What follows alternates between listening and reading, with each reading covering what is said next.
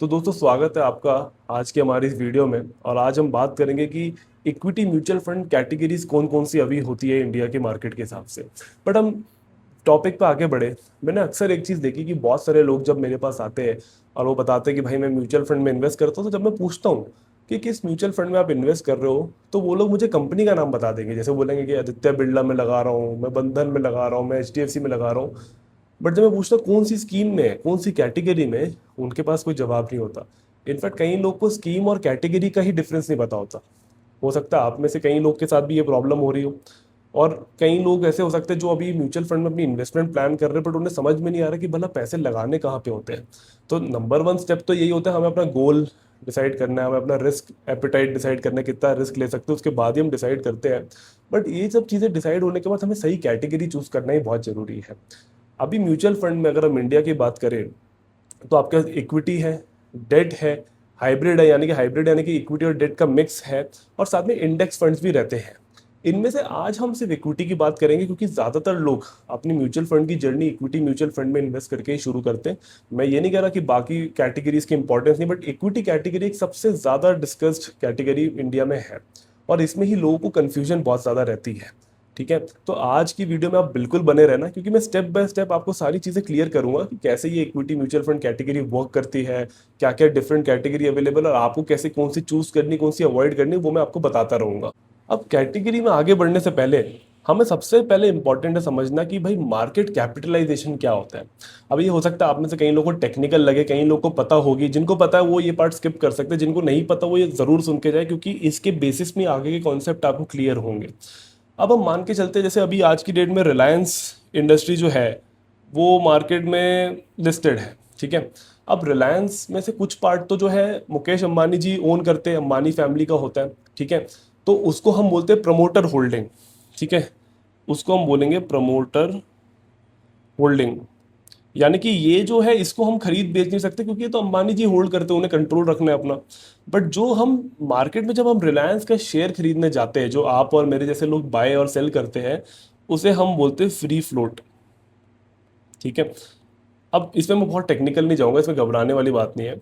तो हमने माना कि जैसे एक कंपनी के जो शेयर्स होते हैं कुछ प्रमोटर होल्ड करते हैं, जो कि ट्रेड करने के लिए नहीं होते, वो प्रमोटर अपने पास रखता है, और कुछ वो सेकेंडरी मार्केट में जैसे हम लोग ट्रेड जो करते हैं वो होते हैं फ्री फ्लोट। ठीक है, हम मान के चलते हैं, अगर हम तो रिलायंस के आज 1 लाख शेयर अवेलेबल है मार्केट में, ये मैं एक रैंडम नंबर ले रहा हूँ, और एक शेयर की प्राइस 200 है। ठीक है, तो अगर मैं आज इसका टोटल करता हूँ तो ये बन जाता है ऑलमोस्ट 2 करोड़ रुपए। ठीक है, 1 मिनट, तो ये जो 2 करोड़ रुपए है ना, इसको मैं कहूंगा रिलायंस की मार्केट कैप। ठीक है, अब हो सकता है आपको थोड़ा टेक्निकल लग रहा हो। अब मार्केट कैप को ऐसा समझो कि अगर आज रिलायंस के पूरे 1 लाख शेयर जो जनरल पब्लिक के खरीदने के लिए है, अगर आज मैं रिलायंस के पूरे 1 लाख शेयर खरीदना चाहूँ, तो मुझे 2 करोड़ रुपए देने पड़ेंगे, तब जाके मैं रिलायंस के सारे शेयर्स खरीद पाऊंगा। ठीक है, और ये 200 की जो प्राइस है वो आज की डेट के हिसाब से, कल को वो 220 हो गई या 180 हो गई, वो चेंज हर दिन मार्केट कैप होता रहेगा। बट एक दिन का जो मार्केट कैप जो निकलता है वो ऐसे निकलता है। ठीक है, अब जितनी कंपनीज इंडिया में लिस्टेड है सबके ऐसे मार्केट कैप होते हैं। ठीक है, सबका मार्केट कैप कैलकुलेटेड होता है। ठीक है, अब ये मार्केट कैप क्यों जानना जरूरी है, क्या होता है, जैसे समझो किसी कंपनी का बना 1 लाख करोड़ का मार्केट कैप है, इतनी बड़ी बड़ी होती, किसी का 20,000 करोड़ का मार्केट कैप है, किसी का 5,000 करोड़ का मार्केट कैप है।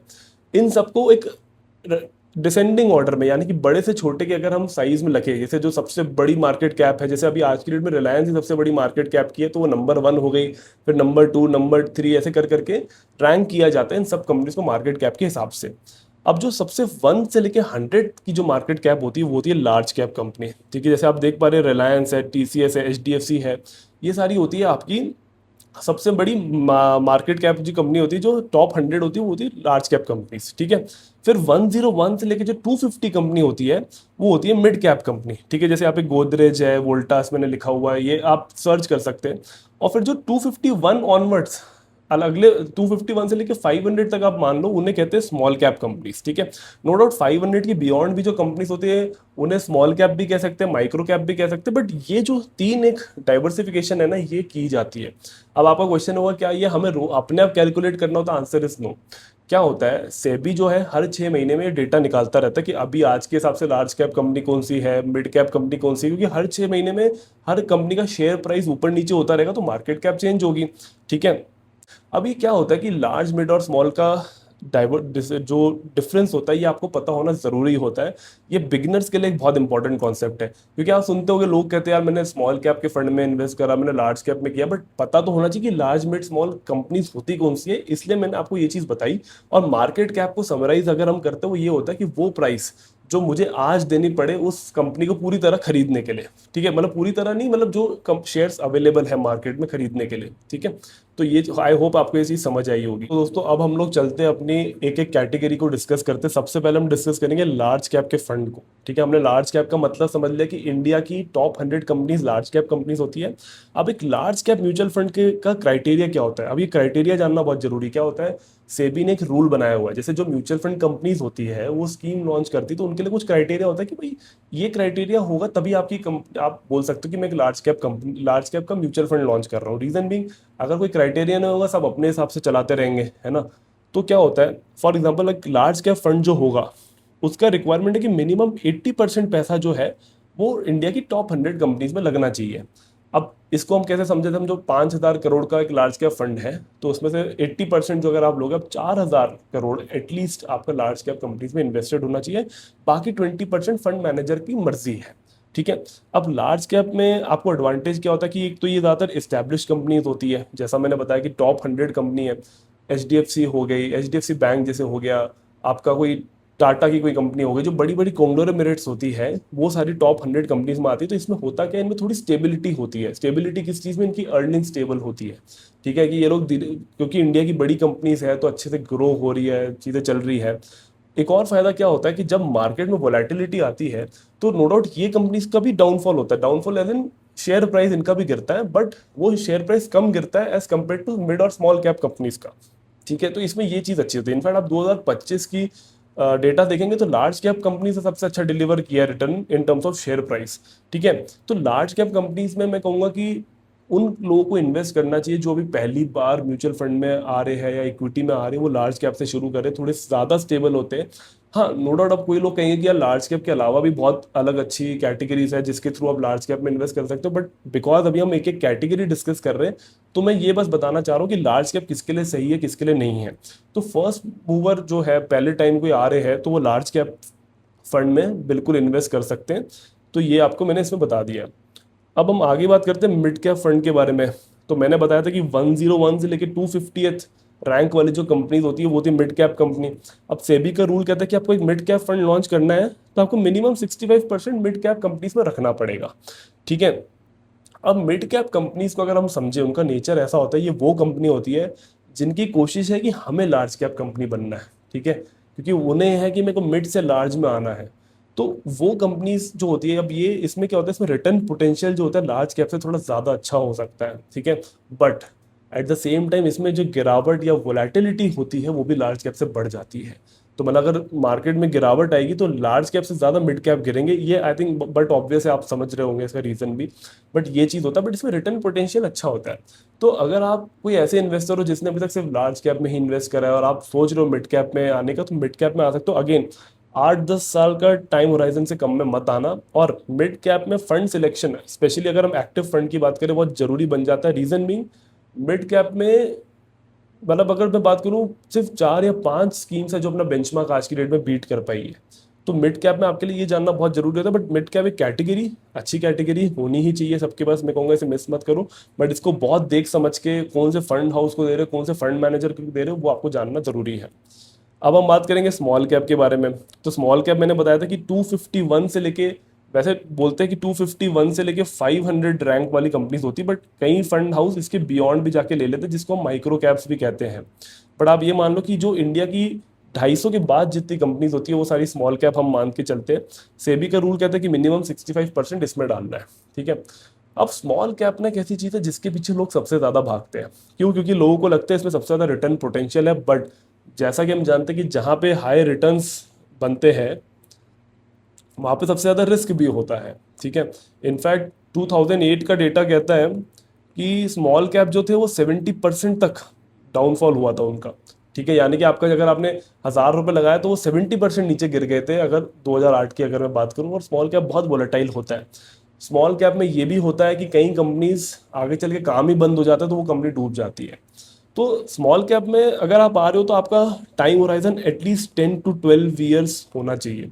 Any thing like below 10 year, 10 साल से कम में आप मत आइए, मेरा तो ये मानना है। और स्मॉल कैप में फंड सिलेक्शन बहुत क्रूशियल है, क्योंकि क्या होता है कि अगर एक आपने गलत फंड चूज कर लिया और उसमें गलत स्टॉक्स हो गए, क्योंकि देखो लार्ज कैप में कितने ऑप्शन है आपके पास, 100 स्टॉक्स चूज करने के हैं, मिड कैप में आपके पास 150 स्टॉक है। तो इसमें क्या होता है ना कि ज्यादातर फंड हाउसेस के पास ज्यादा ऑप्शंस नहीं बचते हैं, सब almost same number of stocks आप चूज कर सकते हो। बट जहाँ 250 की बात हो जाती है ना, वहाँ पे सबके पास अलग लेवल ऑफ ऑप्शंस अवेलेबल है एज ऑफ नाउ। तो ये बहुत जरूरी हो जाता है कि हम लोग ये समझें कि भाई स्मॉल कैप में हम चूज कैसे करें और कहाँ आना है कैसे नहीं आना है, ये मैंने आपको बता दिया है। ठीक है, कैटेगरी पे चलते जो है large and mid cap fund. ठीक है, अब आप बोलेंगे यार ये इसका मतलब क्या होगा, लार्ज कैप कंपनी है मिड कैप कंपनी है, इस फंड के अंदर एक फंड मैनेजर 35% मिनिमम पैसा उसको लार्ज कैप कंपनी में डालना है और 35% पैसा मिड कैप में डालना है। यानी कि अगर 100 रुपये, एक सिंपल टर्म लेते हैं, अगर 100 रुपये का अमाउंट है तो 100 में से 35 रुपीज उसे लार्ज कैप कंपनीज में डालना पड़ेगा, 35% मिड कैप में डालना पड़ेगा। अब इसमें जानने वाली बात क्या है, क्योंकि अगर आप दोनों का टोटल करोगे तो यानी कि 70% पैसा तो चलो यहाँ पे ब्लॉक्ड हो गया। अब जो रिमेनिंग 30% है ना, वो फंड मैनेजर की मर्जी है। वो चाहे तो ये 30% को भी लार्ज और मिड में डाल सकते हैं, वो चाहे तो ये 30% को स्मॉल कैप में डाल सकते हैं। ठीक है, तो पहले तो हम बात करते हैं कैटेगरी का यूज क्या हो सकता है। सपोज करिए आप अगेन एक ऑलरेडी या तो आप एक इन्वेस्टर है बट ज़्यादा टाइम नहीं हुआ, या लार्ज कैप इन्वेस्टर या हाइब्रिड फंड्स वाले ज़्यादा रहे हैं, या फिर आप एक बिगिनर इन्वेस्टर हो और आपको लगता है कि मेरे को सिर्फ लार्ज कैप में नहीं बट थोड़ा सा अपना रिटर्न पोटेंशियल पे वर्क करना है, बट एक प्योर मिड कैप फंड नहीं खरीदना साथ में, तो आप एक large and mid cap fund खरीद सकते हैं। बहुत अच्छी कैटेगरी है मेरे हिसाब से, इसको कोई बुरी बात नहीं, क्योंकि कई बार क्या होता है ना, अगर हम लार्ज कैप फंड इंडिविजुअली खरीदे, स्मॉल कैप खरीदे, तो उसे मैनेज भी करना पड़ता है खुद से। बट अगर हम एक फंड के अंदर ही चीजें डालना चाहे तो अगेन इसमें भी अच्छे रिटर्न्स बन सकते हैं और रिस्क भी कंट्रोल हो सकता है, क्योंकि थोड़ा लार्ज कैप रिस्क आपका कम कर देते हैं as compare to mid caps. ठीक है, बट इसमें जानने वाली चीज ये है, जब भी आप इस स्कीम को सिलेक्ट करें, जैसे आप एएमसीज देख रहे हैं लार्ज एंड मिड के लिए, कुछ एएमसी एक्चुअल में 30% को स्मॉल कैप में डालती है, जो थोड़ा वोलेटाइल बना सकता है। तो सबसे पहले आपने काम क्या करना है ये ऐसी कैटेगरी में आने के लिए, आप ये देखो कि मेरा रिस्क लेने का मन ज्यादा है कि नहीं है, क्या और मेरी काबिलियत है रिस्क लेने की नहीं है। क्योंकि अगर इसमें स्मॉल कैप आ गए तो रिस्क बहुत ज्यादा बढ़ जाएगा, बट अगर सिर्फ लार्ज और मिड रहे तो थोड़ा सा रिस्क कंट्रोल्ड रहेगा as compare to small cap लाना। तो ये कैटेगरी एक अच्छी कैटेगरी है, इसमें कई फंड्स ने बहुत अच्छा परफॉर्म भी किया है, बट आपको ये जानना है कि क्या आपके पोर्टफोलियो में ये सही फिट बैठता है कि नहीं बैठता है। ठीक है, तो ये लार्ज एंड मिड का कैटेगरी का समरी है। अब हम बात करते हैं मल्टी कैप फंड। बिगिनर्स के लिए again a very good fund, मैं कहूंगा बिगिनर्स को ये फंड चूज करना चाहिए। क्यों? क्योंकि ये कहता है कि मिनिमम 25% पैसा आपने लार्ज में डालना है, मिड में डालना है, स्मॉल में डालना है, यानी कि आपकी टेंशन ही खत्म। अब आप सोच रहे होगे कि यार पहले आप सोच रहे थे यार लार्ज मिड स्मॉल का तीनों का एक एक में लगाऊं, बट अब आपको यहाँ चिंता ही करने की जरूरत नहीं है। क्यों? क्योंकि भाई आपने ये करना है कि आपका फंड मैनेजर जो है, अगर आपने 100 रुपये दिए तो 25 मिनिमम जो है तीनों में डाल देगा, तो 75% तो आपका यहीं पे सॉर्ट हो गया और रिमेनिंग 25% उसकी मर्जी है। अब फंड मैनेजर जो होता है एक एक्सपर्ट होता है, उसे पता होता है कि आने वाले टाइम में मिड स्मॉल लार्ज में से कौन सा ज्यादा अच्छा चलेगा, तो वो उस हिसाब से डिवाइड कर देगा। वो चाहे तो कैश भी होल्ड कर सकता है, तो वो उसकी चिंता है, आपकी चिंता खत्म हो गई। तो अगर आपको एक अच्छा सोल्यूशन चाहिए ना जिंदगी में, मैं कहता हूँ मल्टी कैप फंड में भी आप इन्वेस्ट कर सकते हो, बेयर मिनिमम है, कोई दिक्कत नहीं है, मल्टी कैप फंड एक अच्छा फंड है। हाँ ये चीज़ है कि ये आफ्टर 2020 ही लॉन्च हुई ये कैटेगरी, पहले एक अलग कैटेगरी होती थी, बट अभी ये मल्टी कैप कैटेगरी मेरे हिसाब से बहुत अच्छी कैटेगरी हो सकती है बिगिनर्स के लिए। बट अगेन बिकॉज इसमें मिड स्मॉल का है, मैं कहूँगा अगेन 10+ ईयर्स का टाइम होराइजन होना चाहिए। ठीक है, 10 साल से ऊपर करो तभी आप इसका यूज करो। अब हम बात करते हैं flexi cap fund, again one of the good category. In fact इस फ्लेक्सी कैप में हम बहुत सारे कंपनीज का नाम आजकल सुनते भी रहते हैं कि इन्होंने बहुत अच्छा परफॉर्म किया है। तो फ्लेक्सी कैप फंड में बहुत सिंपल क्राइटेरिया है कि मिनिमम 65% इन इक्विटी। ठीक है, अब आप सोच लेंगे इससे पहले हम लार्ज मिड स्मॉल सुनते थे, इसमें तो बोला बस 65% पैसा इक्विटी में डाल दो। इसका मतलब ये है कि इंडिया में जितनी कंपनीज हैं, आपकी मर्जी आपको जिसमें डालना डालो, इसमें आपका लार्ज मिड स्मॉल आपको सोचने की जरूरत ही नहीं है। अब फॉर एग्जाम्पल फंड मैनेजर को लग रहा है कि स्मॉल कैप कंपनी सबसे ज़्यादा चल सकती है, तो वो 50% स्मॉल में डाल देगा और बाकी जो बचा वो लार्ज और मिड में डाल देगा। ठीक है, अभी आप एज ऑफ टुडे मैं आपको एक टास्क देता हूँ, आपके टॉप 5 फ्लेक्सी कैप फंड पकड़ना जो भी आपको वेबसाइट पे दिखा रहा है, उनकी फैक्ट शीट खोलना। ठीक है, उनकी फैक्ट शीट में आप देखना मेजॉरिटी जो अभी फंड हाउसेज है, फ्लेक्सी कैप जो फंड चला रहे हैं, उन्होंने ज़्यादातर 60 to 70% एटलीस्ट पैसा अभी लार्ज कैप में किया हुआ है पार्क। उन्होंने लार्ज कैप कंपनीज में सबसे ज़्यादा पार्क किया हुआ है, ठीक है। तो अभी फ्लेक्सी कैप फंड का फ़ायदा क्या होता है? देखो, जैसा ये वर्ड कहता है फ्लेक्सी, हर मार्केट साइकिल में अलग अलग कैटेगरीज का चलने का बनता है। वही हो सकता है कि लार्ज कैप कभी अच्छा चलेगा, मिड कैप अच्छा चलेगा, स्मॉल कैप अच्छा चलेगा। तो ये एक आम इन्वेस्टर आपके और मेरे जैसे के लिए इतना पॉसिबल नहीं होता कि इतना ट्रैक रख सके कि कब क्या होगा। बट एक फंड मैनेजर, उसकी टीम के पास एक ऑप्शन होता है कि अच्छा चलो यार, जैसे जैसे मार्केट की कंडीशन बदल रही है ना, अपन लार्ज मिड स्मॉल में चेंज करते रहते हैं। इनफैक्ट एक मैं नाम नहीं लूंगा, एक एएमसी ने तो फॉरेन इक्विटीज में भी पैसा लगाया हुआ है, ठीक है। कई एएमसी अभी कैश होल्ड करके बैठी हुई है। तो फ्लेक्सी कैप में कहूँगा उनके लिए अच्छा है जो अगेन एक बिगिनर है, ठीक है, और साथ में जिनका टाइम होराइजन लेस देन 10 है बट एटलीस्ट ग्रेटर देन 7 है। तो यानी कि 7 से 10 साल के लिए अगर आपका टाइम होराइजन है ना, फ्लेक्सी कैप एक बहुत अच्छी कैटेगरी है, आपको ये ज़रूर यूज़ करनी चाहिए, ठीक है। और जैसा मैंने मल्टी कैप में कहा था कि एक ही चीज़ में आपको सब चीज़ें मिल सकती है, हाँ, मल्टी कैप में ये है कि आपको ये पूरा अश्योर्ड है कि भाई 25-25 तीनों का मिलेगा, इसमें ये अश्योरिटी नहीं है। इसमें डिपेंड करता है कि आज मेरा मन है तो मैंने ज्यादा लार्ज कैप रख दिया, कल मेरा मन नहीं है तो मैं मिड स्मॉल में ज्यादा कर दूंगा, मतलब मन नहीं होगा, मतलब जो मेरी ओपिनियन से होता है।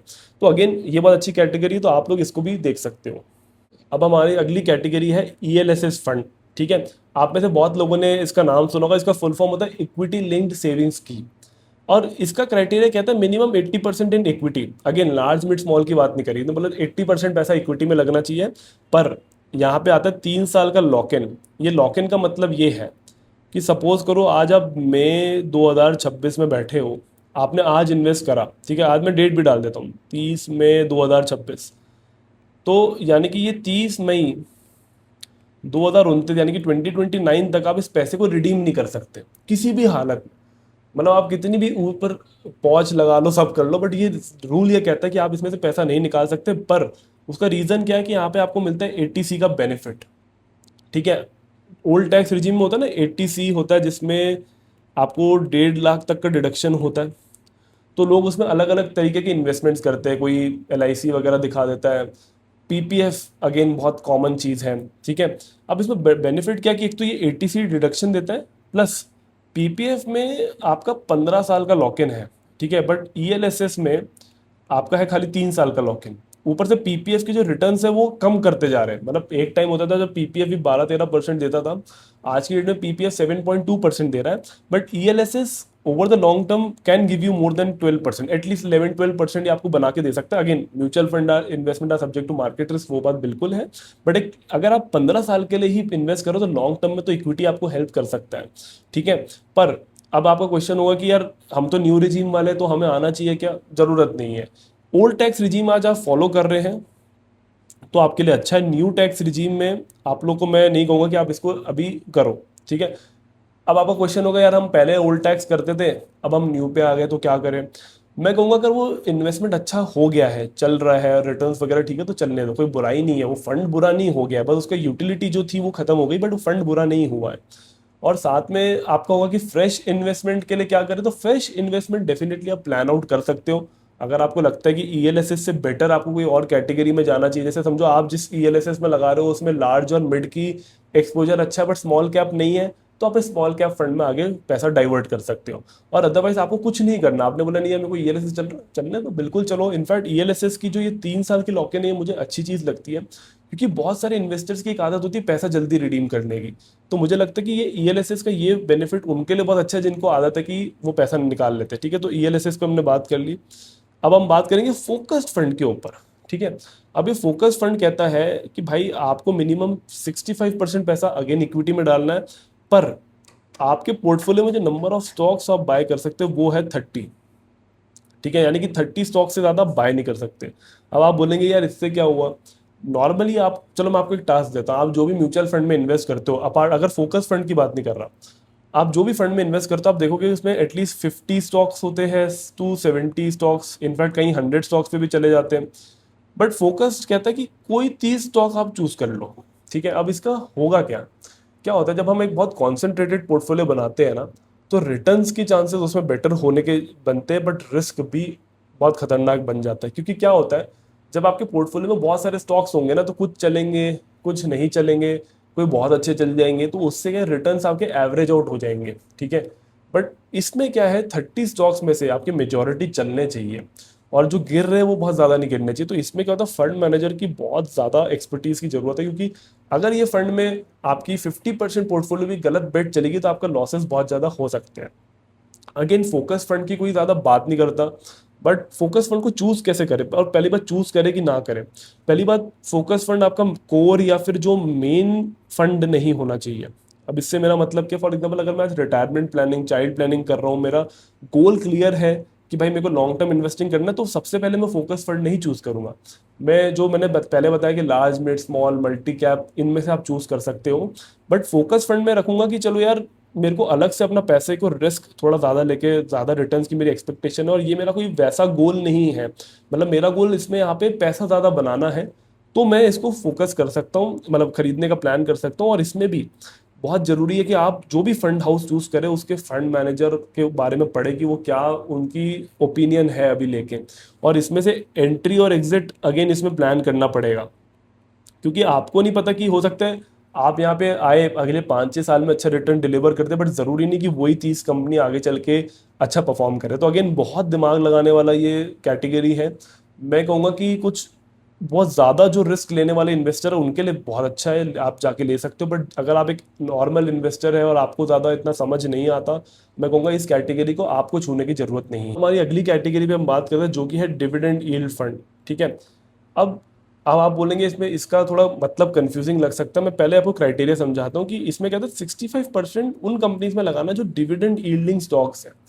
इसका मतलब क्या होता है, जैसे फॉर एग्जांपल कोई एक कंपनी है, जैसे हमें पता है कि जब हम इक्विटी शेयर खरीदते हैं तो अगर उस कंपनी के पास अच्छे प्रॉफिट्स आते हैं तो हो सकता है वो हमें उस साल डिविडेंड दे, ठीक है।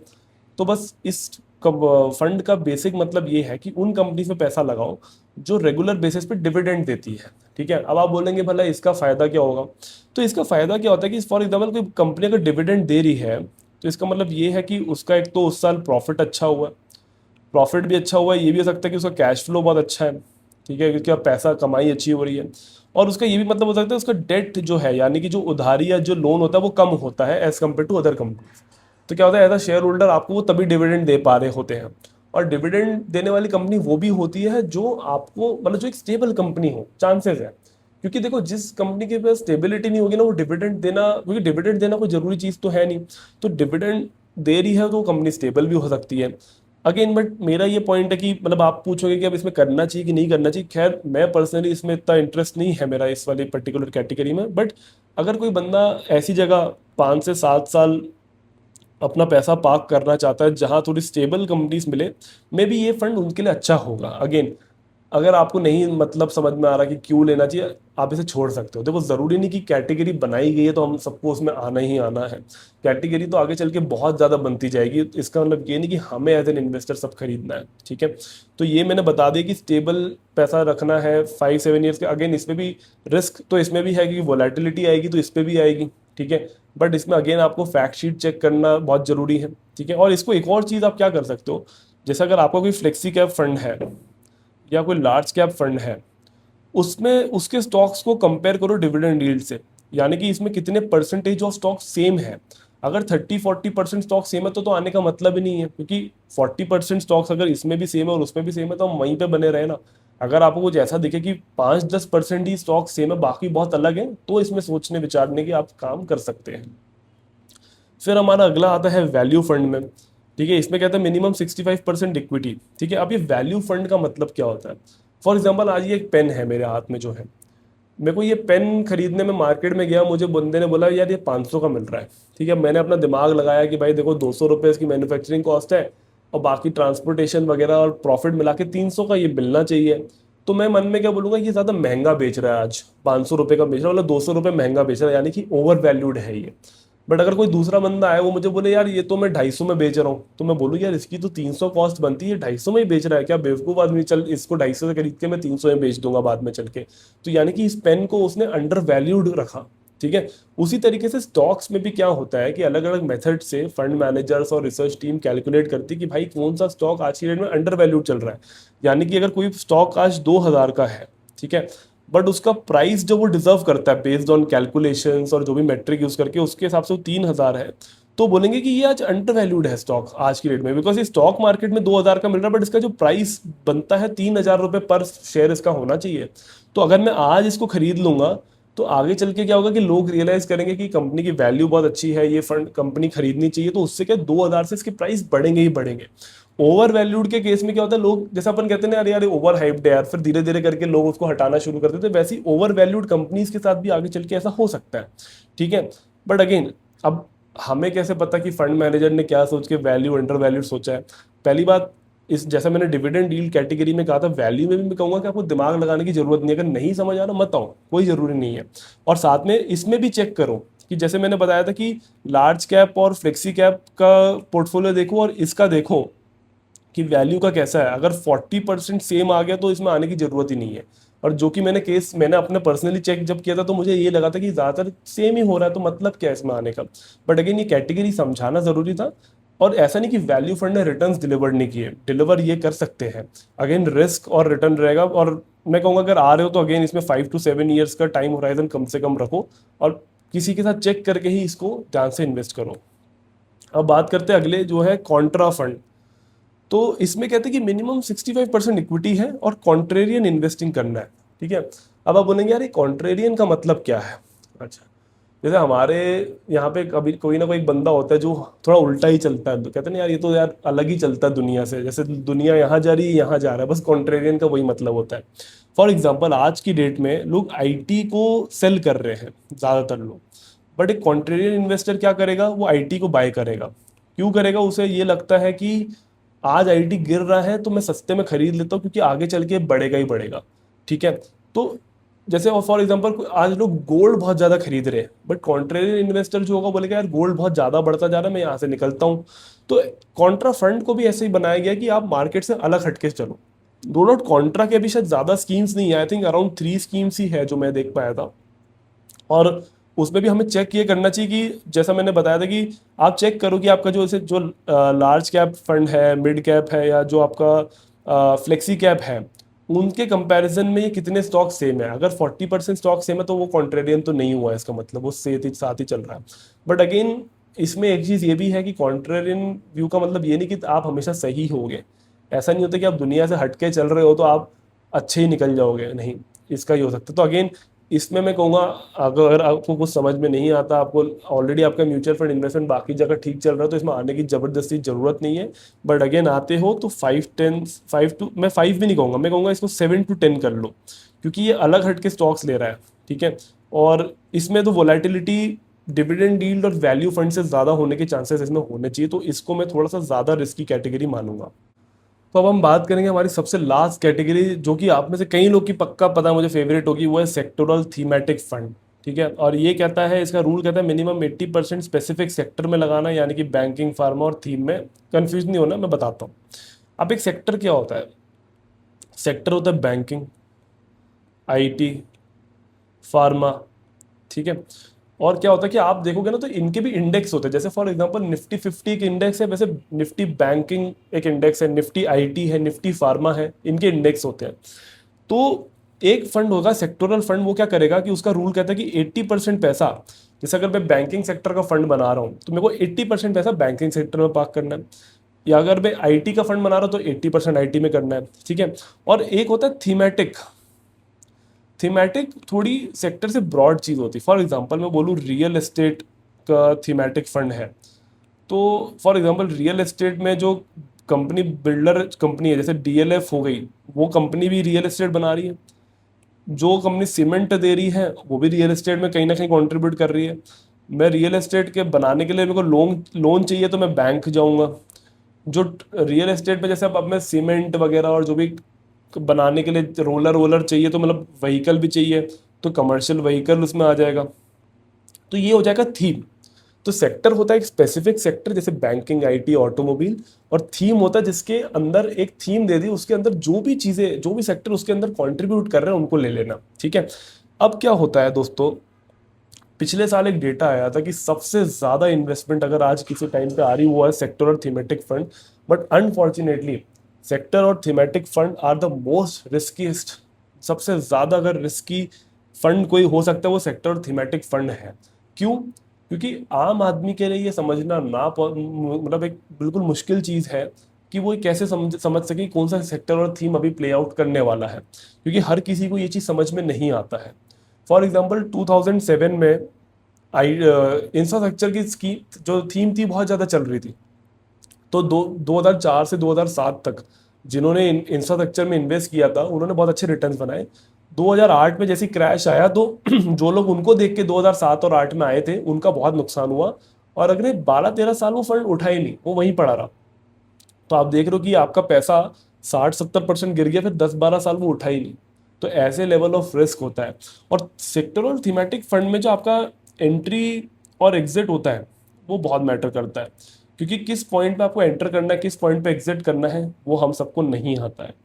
तो अगेन मैं कहूँगा कि ये फंड बुरा नहीं है। अगेन ये जैसे हम कहते हैं ना कि चेरी ऑन द केक जो होता है वो ये चीज़ आपके लिए कर सकता है। जैसे आपने ऑलरेडी लार्ज मिड स्मॉल में आपने पैसा लगाया हुआ है और फिर आप कोई सही सेक्टर चूज कर लो तो आपके रिटर्न इनहेंस हो सकते हैं। बट दिक्कत क्या होता है कि एज अ लेमैन हमारे लिए बहुत डिफिकल्ट होता है कि हम कौन सा सेक्टर चूज करें। तो या तो आप किसी एक्सपर्ट के साथ काम करो, ठीक है, कोई आपको एक्सपर्ट गाइड करने के लिए है कि हाँ भाई उसका कन्विक्शन है इस पर्टिकुलर सेक्टर में, और अगेन इसमें 7+ ईयर्स का आपको टाइम होराइजन लेके चलना है, ठीक है। और साथ में ये है कि आपको ये पता कि एंट्री और एग्जिट पॉइंट कहाँ है, क्योंकि अपन ने क्या इन्वेस्टमेंट तो शुरू कर दी बट सही टाइम भी होता है कि सेक्टर का डाउनफॉल भी आ सकता है आगे चल के, तो एग्जिट भी प्लान करनी है। और अगर आपको कुछ समझ में नहीं आ रहा है तो अगेन मैं आपसे रिक्वेस्ट करूंगा, प्लीज प्लीज इस फंड में अभी आप इन्वेस्टमेंट मत करना, ठीक है। जहां नॉलेज नहीं, जहां समझ, देखो एक अखबार पढ़ के आप नहीं बता सकते कि आने वाले टाइम में उस सेक्टर में क्या होगा, ठीक है। तो मैं आपसे रिक्वेस्ट करूंगा अगर नॉलेज नहीं है तो भगवान के लिए इस चीज को मत छुएगा। But again sectoral thematic is not something जो मैं आपको कहूंगा कि आपको इन्वेस्ट नहीं करना चाहिए। अगर नॉलेज है, सेक्टर समझ में आता है, आप काफी उस सेक्टर को फॉलो करते हैं, डेफिनेटली आप करिए। आप में से हो सकता है कई स्टूडेंट्स हैं जो आज फाइनेंस पढ़ रहे हैं, वो उसमें रिसर्च करते हैं, उन्हें सेक्टर की नॉलेज है, नंबर्स उन्हें पता है कि कितना बिजनेस इस सेक्टर में होता है, क्या क्या मेट्रिक है वो पता है, वो जरूर करें, कोई दिक्कत नहीं है। बट जिनको नहीं पता वो ना करें, और ऊपर से जब करे भी तो बहुत बड़े अमाउंट के साथ ना करें। फॉर एग्जाम्पल अगर मैं आज 50,000 की SIP लार्ज मिड स्मॉल मिला के सब कर रहा हूँ, तो मैं ज़्यादा से ज़्यादा 5,000 या 10,000 की SIP एक्स्ट्रा बढ़ाऊंगा। मैं ये नहीं करूंगा कि 50,000 की SIP सेक्टोरल फंड में अलग से डालूं, नहीं, मेरे को लगता है ये समझदारी होगी। तो आई होप आपको ये पॉइंट भी समझ आया होगा। तो हमने पूरी 12 कैटेगरीज डिस्कस कर ली हैं। मैंने आपको सबके प्रोज और कॉन्स बता दिए और अपना रिकमेंडेशन भी आपको दिया है कि आपको क्या करना चाहिए, ठीक है। तो कैटेगरी समझना बहुत ज़रूरी है। बिना कैटेगरी समझने के पहले आपको इन्वेस्टमेंट नहीं करनी है। आपका पहला टास्क आज के बाद यही है, इस वीडियो को अगर आपने एंड तक देखी है, कि मुझे कमेंट करके बताओ कि आप कौन सी कैटेगरी में इन्वेस्ट कर रहे हो। बेशक कंपनी भी बताओ बट मुझे कैटेगरी जानना है। रीज़न मैं आपको ये होमवर्क इसलिए दे रहा हूँ क्योंकि आप जब ये कैटेगरी मुझे लिख के दोगे तो एटलीस्ट आपको क्लियर होगा कि हाँ यार मैंने ये कैटेगरी पढ़ी और ये कैटेगरी मेरे फंड में है। और आप क्वेश्चन भी पूछो, अगर आपको कोई क्वेश्चन है उस कैटेगरी रिगार्डिंग पूछो। तो जो आज हमने पढ़ा, जैसे हमने लार्ज कैप अगर कैटेगरी पढ़ा है, और अगर आप बोलते हो कि मैंने आदित्य बिरला के लार्ज कैप में इन्वेस्ट किया है, तो इसको हम स्कीम बोलेंगे, ठीक है। ये मेरे को डिफरेंस आप लोगों को लास्ट से बताना था कि कैटेगरी और स्कीम का मतलब होता क्या है। जैसे कैटेगरी हो गई, यहाँ पे मैं लिखा हूँ कैटेगरी, यहाँ लिखा हूँ मैंने स्कीम।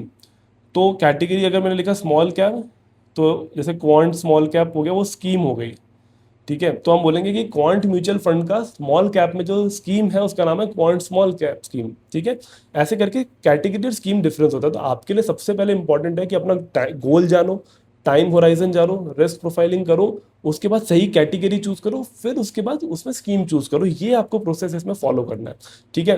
तो आई होप आपको आज की वीडियो हमारी पसंद आई होगी। ज़्यादा लंबी हो गई तो मुझे बताना, अगली किस टॉपिक पे मुझे वीडियो बनाओ मुझे कमेंट करके बताओ, जिससे फिर मैं उसको प्रिपेयर करके आपको समझाऊं। तब तक के लिए थैंक यू सो मच, आप यहाँ तक बैठे, आपने अपना टाइम दिया। आई होप आपकी इन्वेस्टिंग जर्नी आगे हमेशा अच्छी रहे।